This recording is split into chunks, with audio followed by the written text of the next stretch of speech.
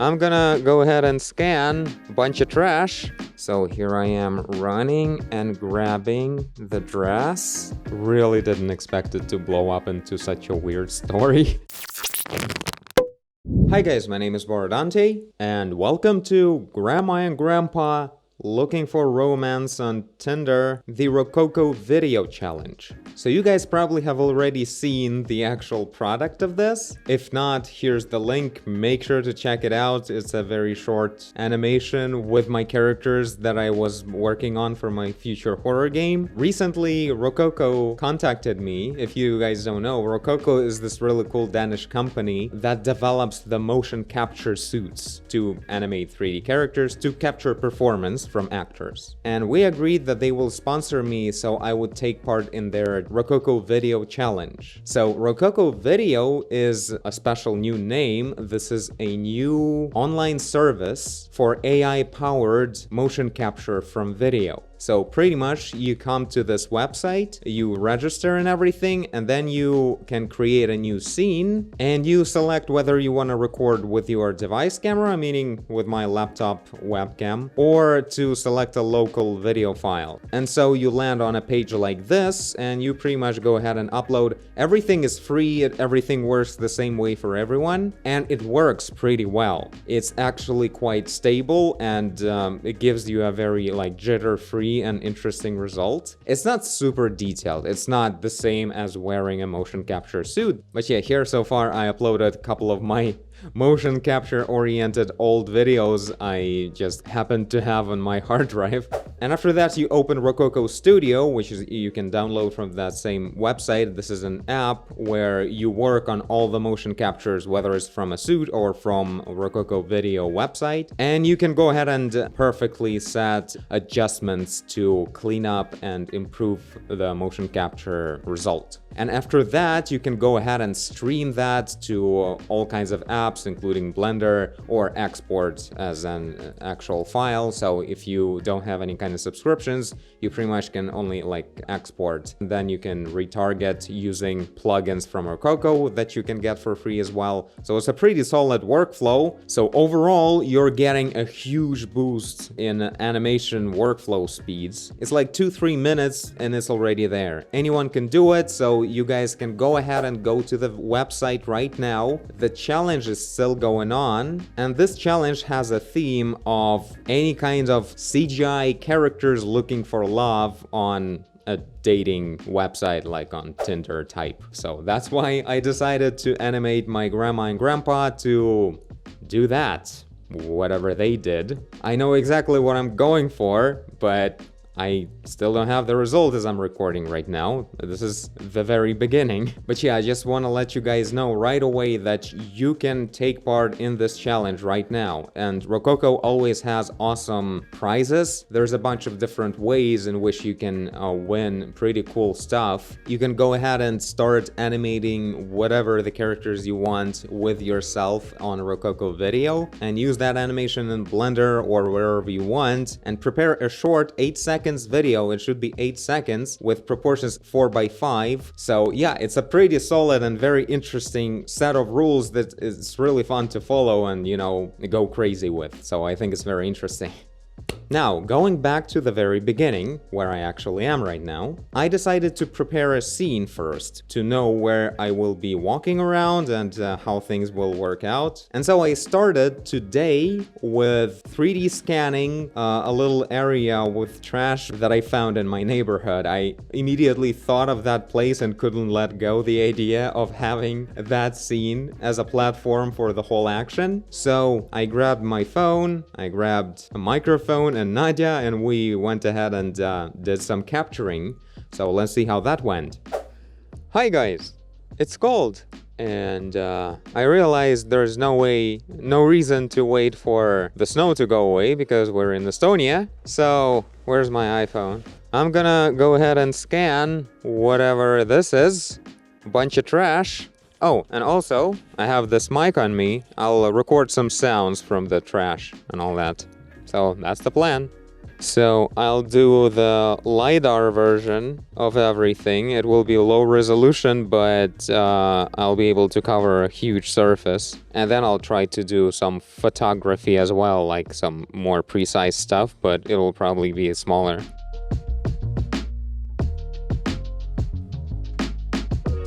Going pretty well so far, but at a certain point, LiDAR always shifts its scanning point and everything starts falling apart, so I don't know how much time I have. Seems like it's already starting to double things. I don't know how much the camera will be rotating all over the place, so I need all kinds of angles and walls. Select quality Pro. It doesn't say if I need to wait on the screen. I assume I have to. Have I mentioned it's cold in here? So I'll record some sounds of the trash bins.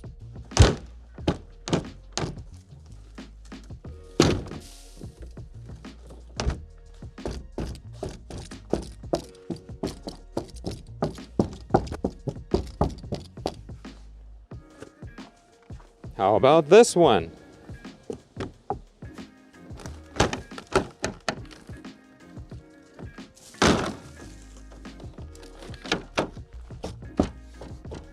I hope no one calls the cops. Processing complete.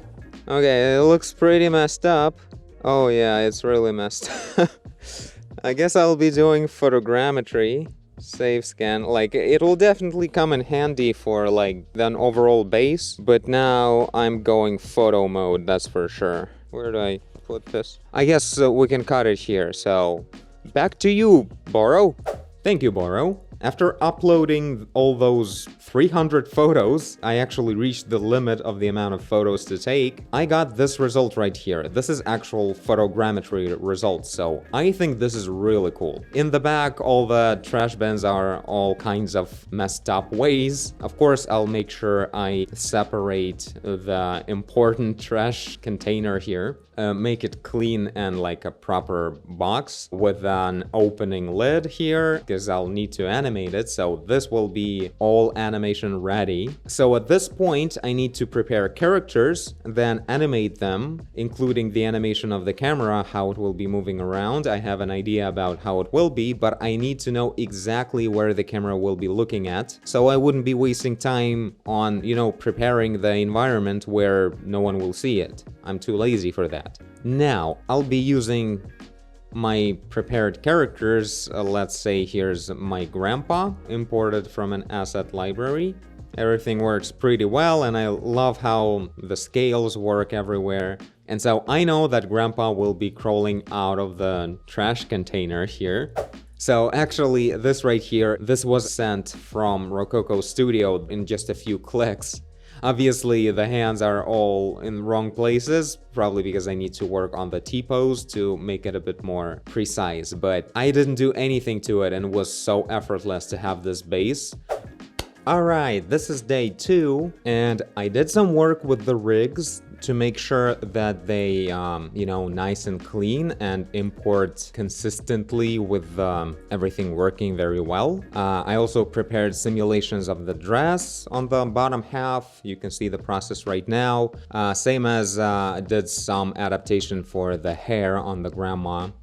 So yeah, also made sure that both characters look very texturized and looking their best in this most simple viewport. Of course, they look very well in the cycle setup. Yeah, I also put some lights around. So I'll hide the simulation mesh. I'll remove all these keys and do this default posing. By the way, the default pose of my characters is actually an A pose, but for Rokoko, you always need to do the T pose. So if I just import another grandma right here, you can see this is the default position, and on grandpa as well. And so in here, you can go ahead and just pose your character into a T-pose, just the way I did, and just hit set as T-pose. So Rokoko remembers that this is what the T-pose is. But right now, if I go right here and I have Blender streaming turned on, so in here you have your port and whatever, you just turn on streaming, start playing, and in here in the plugin of Rokoko, I set up the port number the same it was in the streaming for Blender settings, and now I hit start receiver.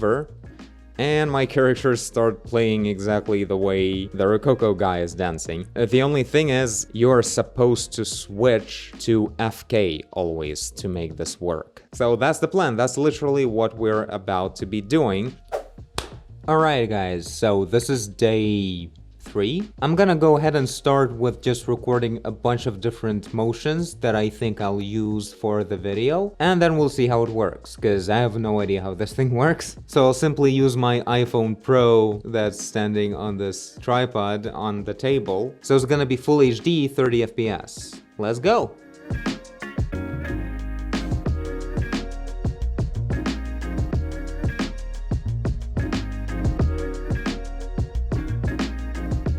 So that was a little dance that the grandma will be making at the very beginning. I think I should be recording in small bits and then combine the animations together. Because first of all, I just don't have enough room in my room to cover the whole space that the characters will be moving around in.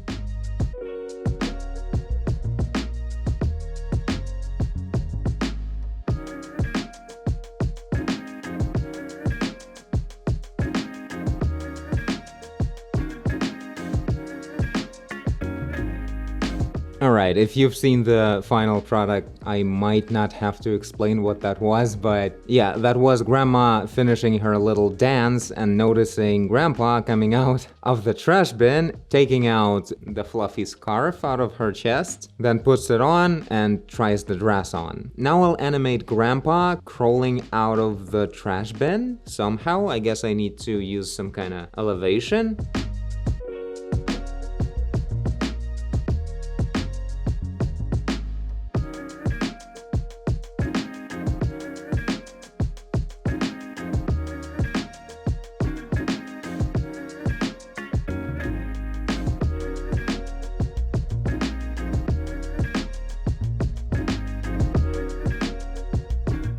So yeah, Grandpa got out, got out of the trash bin, gave the dress to the grandma, and vibing around. I'm great at this.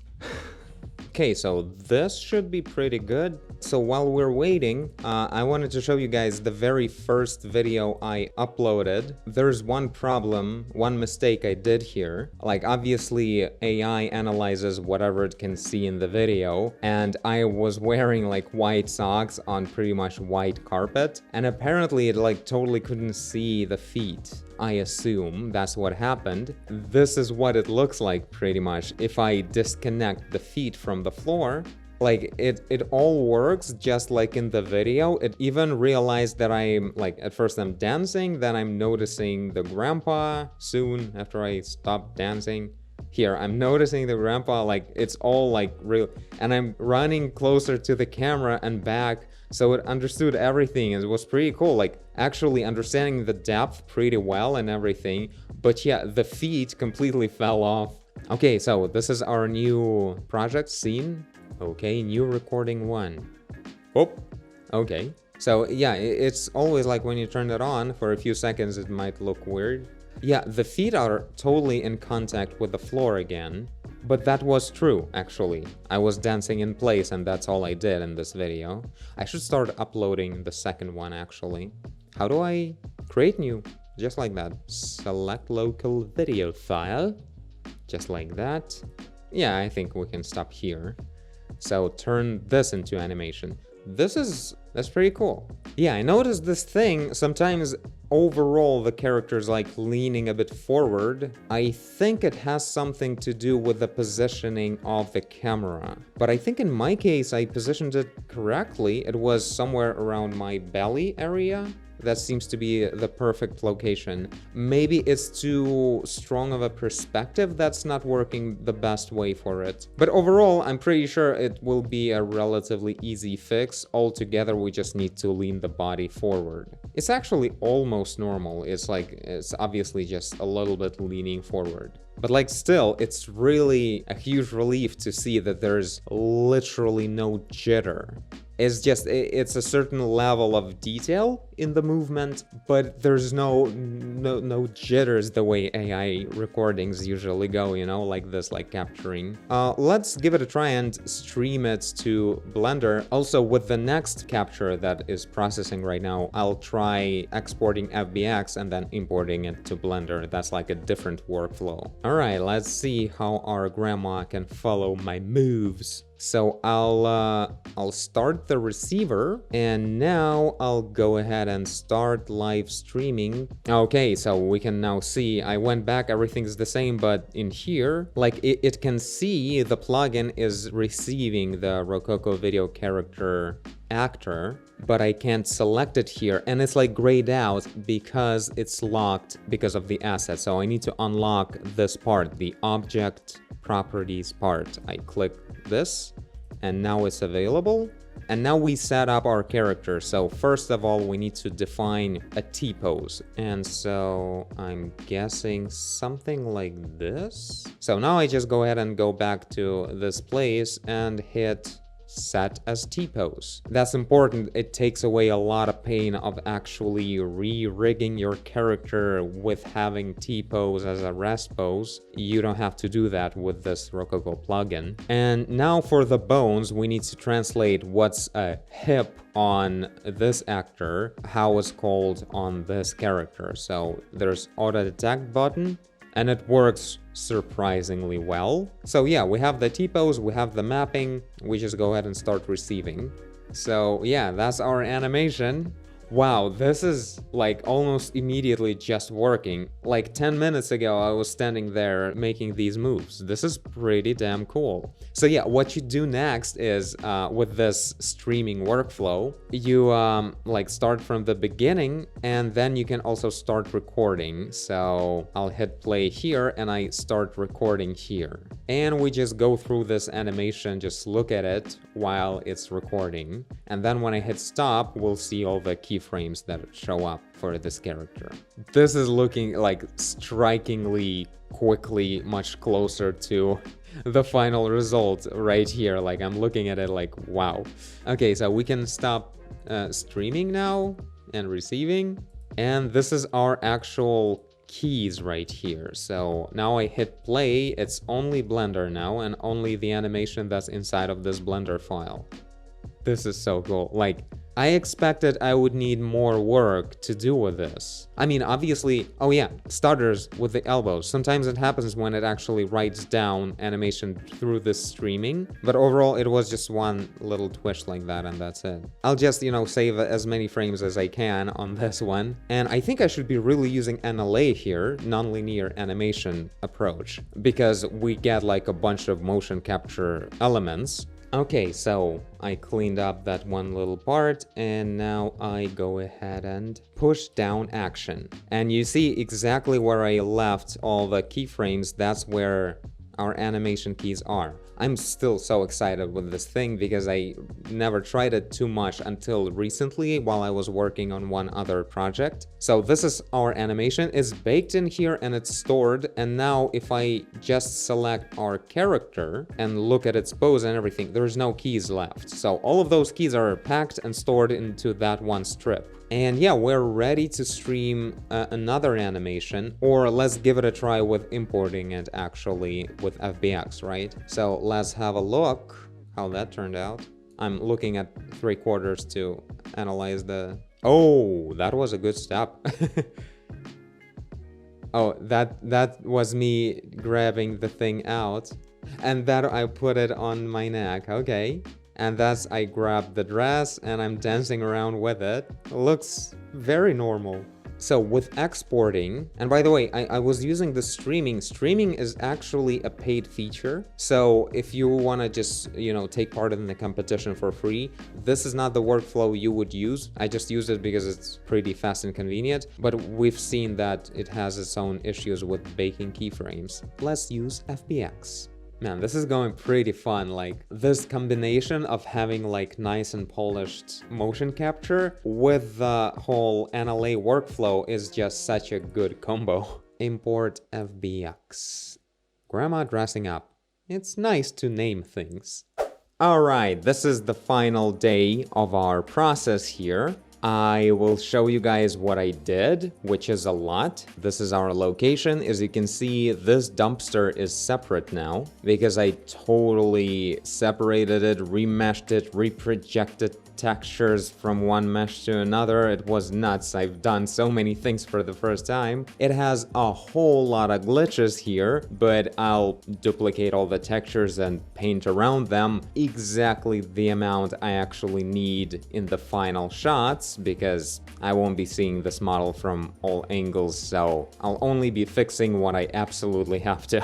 So yeah, the dumpster is ready. I added these basic wheels here. Also somehow cleaned up the surface underneath, but it's obviously just a spike of polygons there. Again, will fix if I have to. So yeah, here are the wheels and everything. The lid is now separate with the decent geometry of this upper whatever hole. And yeah, it opens and closes just like that. So perfectly rigged for my purpose. Then we have trees that I created using two plugins. One of them is called, it's in curve here, Sapling Tree Generator. So that's how I created the trees themselves.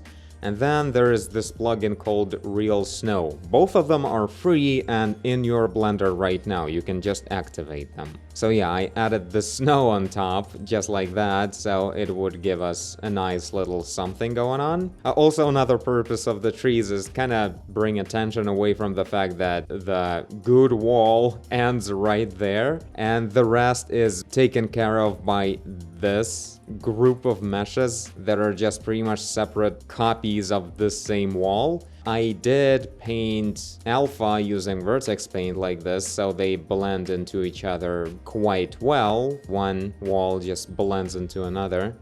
Oh, that's where it actually ends. So yeah, more or less works. Again, I wanted to keep things as simple as possible, and you know, I'm just going as drafty as I possibly can in order to, you know, get away with it, because I really think this is the spirit of things as they should be, in terms of, you know, we just want to have fun with the animation, so I'm just making the most out of the least. I imported all the animations and I've done a bunch of trial and error. I'll probably cut out like 3 hours of footage in this quick process video, but the point is, to retarget, I wasn't using Rokoko plugin, because Rokoko plugin is best used when you have your rig that you created using just normal kind of rig, whatever that would mean. In my case, I was using the Auto Rig Pro to create this rig, and it has so many things going on, so many different bones and processing under the hood. There is like super complicated thing going on there. So in order to retarget it properly, you should obviously use the Auto Rig Pro plugin itself. So that's what I did using Remap. Same thing as what Rokoko does, but in here you do it with a plugin that knows exactly what Auto Rig Pro rig is like inside and out. And also there is a preset for Rokoko right here, so you can go ahead and immediately retarget anything with all the bones in place. So yeah, I went ahead and retargeted pretty much all 3 animations I created using my iPhone back then, and so I wasn't cleaning them up or fixing them in any way. I realized that right now I just need to make a collage of all the events the way I want them to be, and then I would be fixing on top. I think it will be much better, a much more seamless process that way. So if they're leaning forward, if their knees or elbows flip around sometimes, I'll fix that later. I can enter any of these actions and do all these fixes with these keys right here. And yeah, this is automatic blending of one action into another, and I freaking love that. So this diagonal line means that this upper action softly transitions from the old action into the new one, and that's like the best part of this whole thing, that you can do this kind of stuff and seamlessly start and end any animation continuing the previous one. So that's exactly what I did. Pretty much grandma dancing at first, and then she pretty much stands around and starts turning around, and this is what it looks like. I don't know how leggy it's gonna be, but I animated dumpster a little bit, and here's our grandpa coming out, showing the dress. Again, all the hands are acting odd a bit. I think mostly because of the giant belly made of someone else's back on the grandpa, so there's a lot of intersection. I'll just fix it very easily. And so yeah, he's showing the dress and she's being all excited, and then she would start dragging out that scarf out of her chest hole. I hope you guys saw that in the final product, because I still don't know if I'll be able to pull all of this off. But yeah, this is the scarf. I pretty much just made a bone, subdivided it, and rigged a bunch of tiny spheres that have this hair growing from them into the shape. Yeah, we'll see how that'll work. But yeah, that's what she's doing here. She's dragging out that thing. The actions are a bit out of sync, so I'll need to cut this action because there's a lot of just standing and looking back and forth for a while, and that's where she starts dragging it out. So what I'll do is I can actually split right here. That's kind of cool. I'll probably do that. So yeah, somewhere in here I will split strips. Put this bad boy right over here. And yeah, this automatic blending is already doing its thing. And yeah, she's dragging out the stuff already, but this whole action is dragging out. So I need to see it again. One look, second look, being happy, and pretty much from here, she's already dragging the scarf. So I'm gonna copy the end point to right here, and we'll blend these two actions a little bit like this. So now she's happy, and then she's pretty much immediately dragging out the thing while Grandpa is climbing out of the dumpster. Now at this point, pretty much immediately as Grandpa is jumping out of the dumpster, he's handing the dress to the grandma. So I'm thinking after she throws the scarf on herself like this, somewhere around here I would already finish this action. And we need to record how she's actually makes a few steps towards Grandpa and grabs the dress from him. I don't want him to like throw the dress. I want some challenge. I want to see characters interacting with each other. Oh, and by the way, here's the dress. So this dress is just from Sketchfab. I bought it for like €7 or something. Made a quick, very low poly shape like this that's just simulated. Just like that. This is one empty that actually moves around both dresses, the simulated one and the final one. And that's pretty much how I'll be animating the transition of the dress. So right now I want to record all these animations, and I wanted to experiment with capturing animation while seeing the virtual copy in front of me. And for that I'll be using my VR headset. So what's cool is that in Blender you can actually start a VR session and walk around in the scene. And it actually places you by default in the correct scale. So since everything in here is of correct scale, so everything works very well in terms of putting me in the place. It's not exactly made for moving around in there, and I'll have to be very careful because I won't see my room and everything. And most importantly, I'll have to make sure I stay in the frame of the shot of my iPhone here. It has this wide angle camera, but it's very easy to run out of it when you're trying to cover this distance in here. So in this way, I'll be able to see exactly where the corner of this path is, where Grandpa is, and where the camera is. So I would be able to look at it and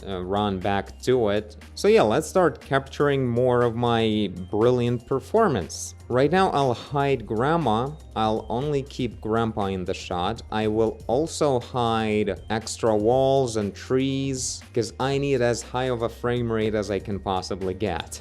So I'll of course make sure to record with anything I can possibly record with. Hopefully Quest Capture is actually gonna work, so you guys will be able to hear me in the opposite side of the room. Okay, so I started recording. So many things I have to keep track of, and I have no way to see anything. Now, I will start a VR session right here. Okay, the performance is not the most awesome so far. I think it's because I'm capturing everything and whatever. I'll probably at the very least stop mirroring the VR session on the actual desktop because it may be making things worse. Here we are. Okay. So I want to be standing here. There's Grandpa. That's my shoe. Yeah, it's kind of fast, but sometimes the stutter suddenly happens pretty heavily. Of course, if nothing works well, I'll be able to, like, completely hide Grandpa's mesh. So I can just hide his hat and actual body as well, because in VR, I can see his skeleton. It's not the most representative version of the skeleton. I could turn on the different one. Yeah, this one, it, like, looks like a skeleton. Okay, I can check on the boundaries of where I can actually run in my room here. And also I need to keep in mind that not everywhere I can actually go in order to make sure my iPhone can see me. So I'll try to keep it easy on movement. So here I am running and grabbing the dress and coming back with the dress. Let's give another shot with that. Maybe going from as far as I can. Maybe it's from a half turn like this. More action a little bit like this. Now, let's probably continue with the grandma right now. So I'll be standing in front of this camera, and I need to make sure I'm still looking forward at the iPhone because it really needs to see me in the front in any case. Grandma would be standing here like with this whole dance, but then like lose the dress and just start puking like this. I don't know. That's me actually acting right now, I guess. Grandma would wipe the hole, I don't know, then run closer, grab the camera, and then they would like make a selfie like this. And like dancing like that. Now, one more action I would like to add right now is for Grandpa. So Grandpa would be all happy dancing a little bit, but then he would run a bit closer to the grandma and he would like dance next to her like that, and then she would like puke and he would just stand there and puke with his eyeballs and I don't know, the mouth as well or something. So after puking, Grandpa is standing here like that, and then Grandma starts running towards the camera and he's like all excited, and then he's standing here and they're both taking this selfie and having fun. I guess that'll be it. That'll be our awesome performance. Okay, generally the footage is great. I think only once I lost one of my hands out of the shot. So right now I'll probably send it to my laptop, this big video, chop it down into smaller pieces that I wanna process on Rokoko Video, and I'll get back to you when things will be processed. Alright, the final day continues. This is actually morning right after. So I've been going through the animations. We got cleaning things up a bit, and I thought you guys should see that for sure. So let's go through the way I do it. Because I really think there's a special trick to this to make things a lot more effortless than they seem at first. Like here's one of the captures that I already took care of, and this is what it looks like. So here I am, what is it, grabbing the camera, right? So I was standing here saying something, then I went closer, grabbed the camera, did a few steps back. Yeah, you can actually see how, except for this little drift of the feet going like behind, like me falling forward again, which is again pretty easy to fix in Blender later. Aside from that, this is actually really impressive. But sometimes if you would open a footage, like in here grabbing dress, I will turn back everything. This is the way you usually open it after it's just being processed by AI and all the voodoo magic of Rokoko. So these two lines, green and blue, are foot locks, right? And you can see them right here on the floor. So the green circle for the, left foot, and the blue is for the right foot. When you see the green line, that means the foot should be in contact with the floor. And so you can see this footage starts with me pretty much standing on one foot, and the left foot is kind of like in midair. And like it's looking strange, and the feet really drag away super weird, like pretty much very broken. And like, how do I even start working with this? So the whole point of what you do in Rokoko Studio when you're like cleaning up the mocap, you adjust where that foot contact is. So that's the thing you actually do. That's all. Everything else was captured somewhat vaguely, but you know, overall it's that movement. But the foot lock lets the algorithm understand where everything really was going on. So the foot lock is like that thing that changes a lot. But I notice a lot of the times this automatic placement, it's like pretty far from what it should be, you know? So after trying different ways, I realized the best way to do it is at first, like, turn off all of these things. So locomotion is literally that thing that introduces foot locks. That's what it's called. So you go into this actor filters and remove locomotion. And now what you'll see is like the pure raw motion capture data without trying to figure out where that foot lock was. Just the way the actual motion was captured. So if I just play it back, you see I'm kind of floating, but now you can really see what's going on. So we can clearly see that even though there was this drift in here, I was just standing on both of my feet here. So I can go ahead and start with that, right? And this is where the actual right foot starts making a step.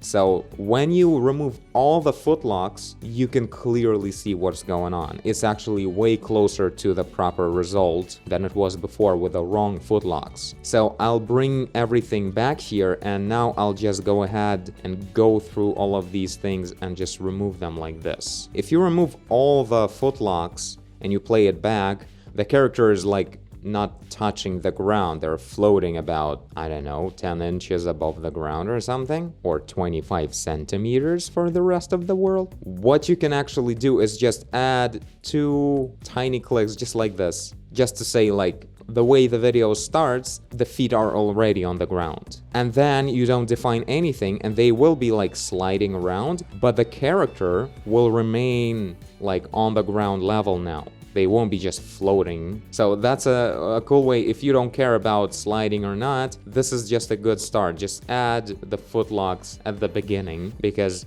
you were standing on the ground at the beginning of the video anyway. But then, of course, you can see like this is where I'm raising the blue foot. So this is where it ends. And this is where it starts again right here. And let's go with the green foot now. So like you usually look at the knees. So when it starts bending, that means I'm like relying on it now, leaning on it. And after I already landed on my blue foot, I can raise my green foot. So you pretty much just go through this with basic logics. And like this basic cleanup of just foot contact is actually like 90% of things you can do to really make things very close to like a very perfect final result. This is way better than what you can do in Blender. So really just stay here at first and do these foot contacts. They're really useful. So yeah, let's export this stuff and see how it works in Blender. This is a solid workflow, like I'm really liking it. So let's start with grabbing the dress. You gotta make sure I have automatic bone orientation. This way you don't get those bones flipped backwards and everything is inverted. Oh, I shouldn't have the grandma's collection selected. That's what's up. It's always like confusing to me when you're importing something. It really matters what is selected in here because it will put it in there. So like this, automatic bone orientation. Import. Let's see if that was the problem. Yeah, literally, you just shouldn't import into the overridden collection. Alright, so what's going on here? Tap, tap, tap. Man, these legs are so funny. So pretty much what I would do with the legs being straight and not under the character, when I'll save it to NLA, let's actually go ahead and do it now, right? So this is pretty much ready to go. So grandma, this is our active action right now. I push it down And on top of it, I can go ahead and, let's see, at the beginning, we actually need it like from the very first part of the animation. So I just move the body right like this and key that part. Alright, so I decided to spend some time to figure out all the questions that I had in mind about using mocap, and I think I found the answers to everything I wanted. So I still have the same amount of animations imported, but what I did was, first of all, I cleaned up many of the things. I made them merge into each other and everything. So this extra adjustment layer right here, it's in this combine mode, and this is the original, you see, with overlapping limbs and everything, and this is like the fix. So I have the body not leaning forward but standing as it should. So this is a cool thing, and it will continue to propagate everywhere, adjusting all the movements of the whole clip. And yeah, this combine mode means whatever adjustments I make, they're done on top of all the animations that keep working. So if it would be replace, that means the feet and the pelvis joint that I moved, they will be exactly in those coordinates in the world. But combine means is just that amount of adjustment that I made will always be applied relative to all the new keyframes that are happening underneath. So that's like the best part. You can fix any kind of overlapping, any kind of issues, adapt the motion so things would be more expressive or pointing where they should in the scene. This is really cool. I did the same thing with the grandpa here, so I was adjusting a lot his position of the feet and the pelvis when he is popping up here. Yeah, so these adaptations of height to make sure that grandpa actually climbs up and then jumps down. Generally, a lot of things are looking so funny, like this thing is really getting brought to life very fast. You know, the moment you just fix some issues, like that's where I stopped fixing them, so I'll do more of that later. But like all of this is just so funny looking. Alright, this is the final day number 3, and it's been wild so far.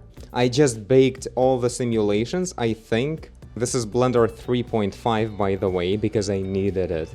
I'll show you guys later why. So the only thing I haven't done yet is the scarf. I'm pretty sure is going to make into the final product, but so far I just haven't even started doing it because I needed to make sure all the animations are fine and whatever. And everything else, I think, yeah, everything else is done. So let's see if it baked everything. All right, chilling out. So this is real time, so the movement is of proper speed, but it's just skipping frames. So yeah, the dress is simulated, as you guys can see. Yeah, a little shake of the camera. Some clipping of the dress I've seen when it showed up at first. Okay, these simulations are doing just fine. So yeah, it's been a lot of work. This walk was a real problem because this was captured with me going away from the camera, from the iPhone. So the iPhone was over there and I was walking away from it, so my feet were all over the place, and I created an extra override to just lock feet looking forward, and that's it. Oh yeah, by the way, I forgot to turn on one thing. Yeah, geometry nodes. Here we go. Are you guys seeing it? Let's rewind a little bit before the walking happened. So you can see grandma's standing in one place and she is making like holes in the snow.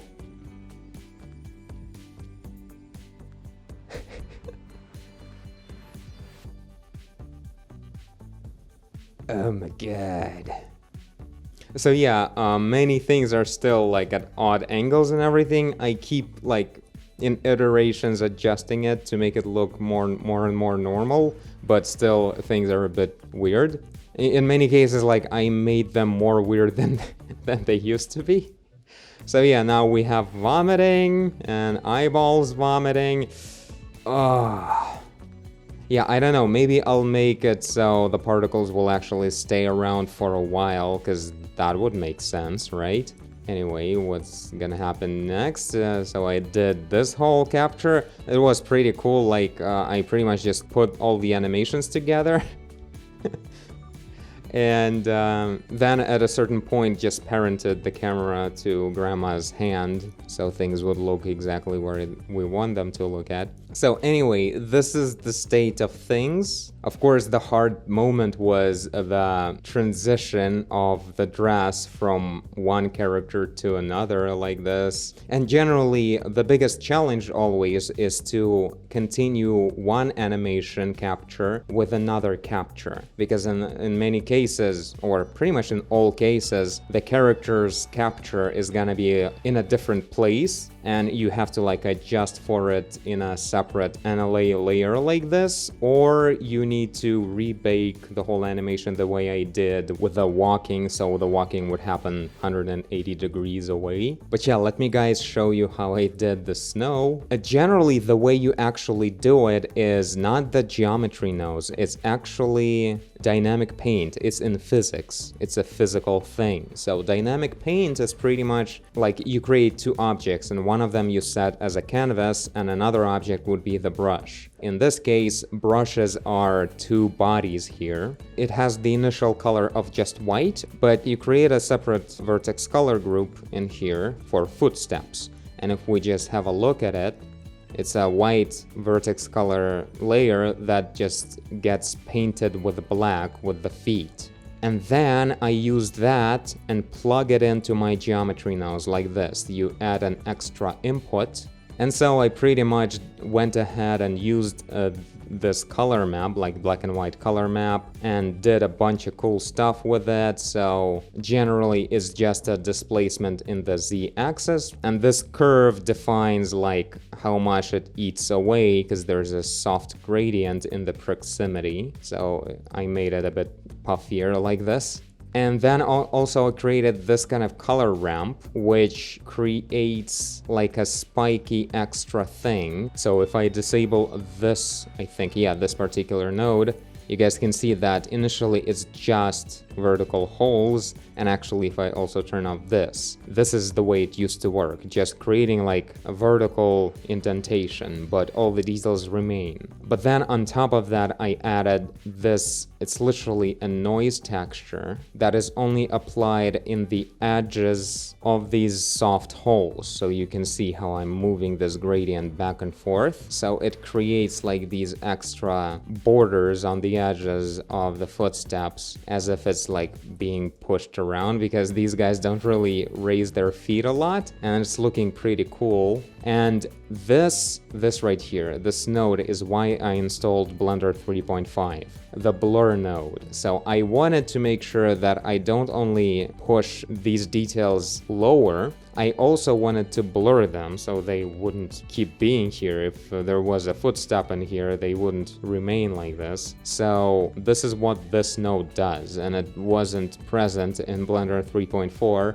So I'm now in this alpha build to finish my project. But yeah, this is how this thing works. And generally, like, holy hell, Blender is amazing. With the combination of all this easy motion capture, this is freaking impressive, like what kind of thing you can put together, you know? And I had insane fun doing it. Like, this is such a mind-blowing project, using all kinds of stuff together into this madness of a video. So cool.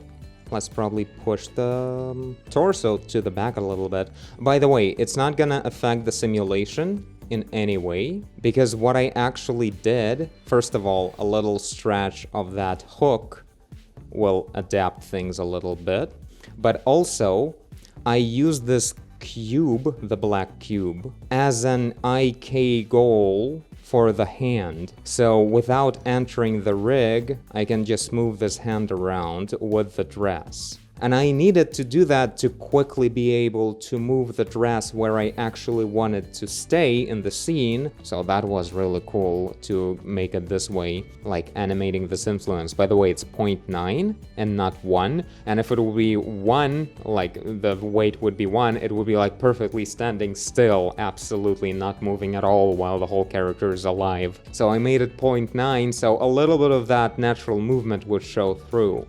So yeah, this is the environment now, this extra snow, because at certain point the camera kind of looked at these directions, so I just copied this bit of the snow and sculpted it into this like a pile shape. But yeah, seems like the animation is looking good. Now I'll have to think through how I add that scarf. So the moment where grandma is putting the scarf on is soon after the grandpa appears right here, and that's the animation of dragging out the scarf. So yeah, the hands are acting very vaguely right now, so I'll need to adapt them to move exactly with the scarf. So for that, I'll also be using empties that will be IK, so I would be able to move the hands separately without having to deal with what's going on in the actual animation. Okay, so I figured things out a little bit. I grabbed the rig of the scarf, and for the whole rig, I used this child off, so now the whole thing moves with the grandma, except for the dress there. Oh my god, that's looking terrifying. And also I created this empty, and I made this tip bone. I made it IK dependent on this empty. So right now, the whole thing looks like this. And it's fun, but not exactly what I need. Good start though. Another thing I want to try is adding like many IKs, but not for the full length. So the hand would grab this first empty and drag it out like this, and then the second hand would grab another empty that would start from here, I suppose, and that would grab another section. I hope that will actually work. So yeah, this is the bone that stops moving. So now I will select this bone right here and add the same IK and connect it to next empty. Boop. So then I'll grab like both of you and I keep pulling and I'll get this extension. Seems about right. Now we grab all three and drag it all out. Oh, this is so cool. So the initial pose of this rig is like spiral, so it's really contracting into this nice shape like this. It's kind of cool actually. So yeah, at any point when I'll be animating things coming out, I'll be parenting these empties to not the actual hands, but to the empties that will have hands parented to them as well. So both hands and bits of the scarf will be parented to certain empties that will be moving things around. And these scarf empties will be turning on and off. Yeah, there's influence, so I can totally remove that at any point. So I'll just put it all back into the chest and hope for the best. So I'll be using cubes. Yeah, this size, and we're gonna have two of them. I need to think, like, do I need to control the rotation of the hands? I think I do. And yeah, the biggest thing here is that only when we actually need to start dragging out is when we need to turn on the influence of these empties. I will remove the influence on both of these and look at the animation and see where I want it to show up. So that's where the hair starts growing. And pretty much immediately after that, here's where I should start dragging out the scarf. So this one, kinda like this, and this one, same way. And let's animate where we wanna get rid of the influence. So somewhere around here, especially, like, I would love to get rid of this twist. So all of that will still be under the influence of our IKs. So for now, this is what it looks like. The animation was going just fine, and then suddenly these two hands are totally in control of some kind of IKs, and then it sticks off. And within this zone right here, I need to animate the appearance of the whole scarf. So I'll go ahead and do that. It'll probably take an hour. Okay, so I believe this is it. This is the final product right here. Aside from some After Effects or Premiere Pro effects that I might add to the whole thing. So yeah, I did the scarf. It was very manual to make it work, but yeah, pretty much my initial plan with just using IK controllers one by one and parenting them back and forth between the arms and the chest worked out pretty well. Like, obviously it's not perfect, but it's there. So yeah, before I stopped working, I actually went ahead and went through many parts of the animation and just added this manual motion capture from a mouse with the jaws. The thing is, like, jaws are the only thing that I really like made animatable for these characters. And so what you pretty much can do is you can hit this auto keying button, which means whatever is going on, it will be baked into the key at the current frame. And then you hit play while having the jaw selected. And while it's playing, you move your mouse around and the jaw moves the way you want it to go. So the jaw is being motion captured from a mouse, bringing quite a lot of life to the character. To both of them. And yeah, I guess this will be it. Honestly, fixing the textures on the dumpster here, see zero reason to do that. It's really far away. It looks like a dirty dumpster and it's like gonna be out of focus a lot of the times. Like, I don't think this looks particularly wrong. And yeah, by the way, one thing I forgot to mention about the vomit, why am I using like separate, like these stones pretty much for the vomit instead of using like meta balls? I actually tried that. I think I have a footage of that, and I had a version with meta balls, but the problem with meta balls, they can't have motion blur. And hell no, I'm not doing vomit without motion blur. That will look so bad. That's the limitation of meta balls, because meta balls don't actually move around. If I actually hit render, we'll actually see a lot more cinematic picture, because everything will be showing its movement thanks to the motion blur. And that's the way it looks like, and otherwise it would look like this, like everything would be motion blurred, but the vomit would be sharp. And that would look so bad. So that's like number one reason why I did this like that. So yeah, I'll hit render before I go to bed, and hopefully you guys will see the result of this the next day. Or of course you have already seen it. So pretty much my plan from now is I wake up, hopefully having all the frames of the render. Then I'll put it into Premiere Pro, add some music, some sounds that I'll voice over myself, and whatever, the sounds of the dumpster that I recorded outside. And yeah, I'll just see whatever happens, and closer to evening I will publish this stuff. But yeah, make sure to check out the video right here if you haven't seen the final result, or you want to watch it again. And yeah, thank you guys for watching, and I'll see you all in the next video. Bye! Well, this was nuts. Really didn't expect it to blow up into such a weird story.